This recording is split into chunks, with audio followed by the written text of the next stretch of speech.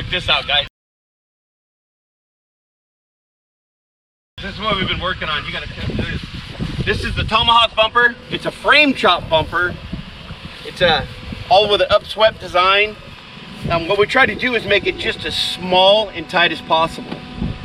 Just for reference, like a stock bumper is over 6 feet wide right here. We've been able to chop this thing down to 33 inches, and at the front, it's only 24 inches. Other things like the bottom of the frame rail to the leading edge of the bumper is 4 inches. On a stock uncut frame, it's 8 inches higher from here to the uncut frame. The winch sits 1.5 inches below the top of the frame rail, so it's tucked in there nicely. It's got a double wall to protect this winch. And the design here, it's a bolt-on design, but it completely encapsulates the frame. It's wrapped all the way around. Again, it is a frame chop bumper, so you have to chop the frame off and you modify these body mounts a little bit to get this little beefy bracket in here.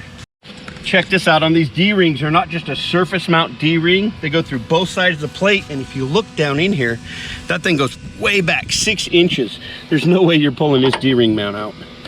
When we're bolting this thing to the frame, inside these frames, we have slide-in pieces. It's a crush sleeve, a big piece of DOM, so you can really crank down in these bolts without fear of crushing the stock frame. This bad boy is over 65 pounds with the bull bar. A couple more things with this bumper. It could use a sway bar in the JK or JL. There's provisions for both of those inside and out. Not the Rubicon, because it has such a big motor hang down here. We do have other bumpers for that, but that's not what this bumper was designed for. This is just smaller is better. Check this out. We have a winch pass through.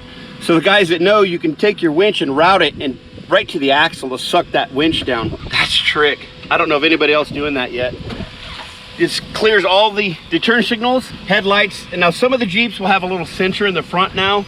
We are going to offer a bull bar for the front of this thing. We'll show you in some pictures. But if you have that sensor, I would not run this bull bar at this time. We're coming up with some different ideas about where to mount that. But as of right now, the whole idea behind this thing is tight, upswept, the most ground clearance, the most tire clearance of anything out there right now. This Tomahawk, she's pretty badass. So this bumper, once you have the frame chopped back and the body mount clearance, we're using, look at this, we got 2 holes in the bottom, 2 pass-through bolts, and 1 on the top. There's 10 bolts that bolt this thing on, super strong. Now, if you want the utmost, you'll weld this thing along this seam. Now it's an integral part of the frame. The reason we cut this frame back, because a lot of the JK owners know it's a ribbed frame. It's meant to collapse. So we in off-road don't like weak, so we cut the frame off and we move this thing just as close to the factory cross member as you can. This is as strong as it gets. You can see we're showing this Tomahawk bumper on a JK. But keep this in mind, everything 14 years from a 2007 to now, JK 2-door, 4-door, JL 2-door, 4-door, even the JT, the Gladiator, this Tomahawk bumper fits every single Wrangler from 2007 to today. Now there's a few words of caution on this Tomahawk frame chop bumper. It is a frame chop bumper. You're cutting off a huge section of the front of the frame. Again, that frame's weak, so we try to get it up nice and tight.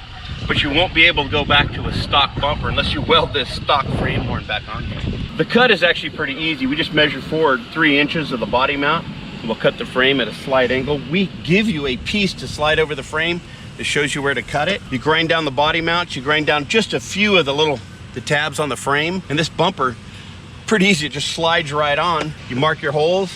You'll use the bottom sway bars as a locator. Mark the top, drill those in. Tighten the bumper down so it doesn't move around, and you'll mark the frame. We drill the outside, take the bumper assembly back off, and then we'll drill the inside. And then once it's on there, I always like running a pass-through drill bit just to make sure it's nice and clean. And again, you got 10 bolts to bolt this thing on here. It is stout. But total install time on this thing, I would say less than a couple hours.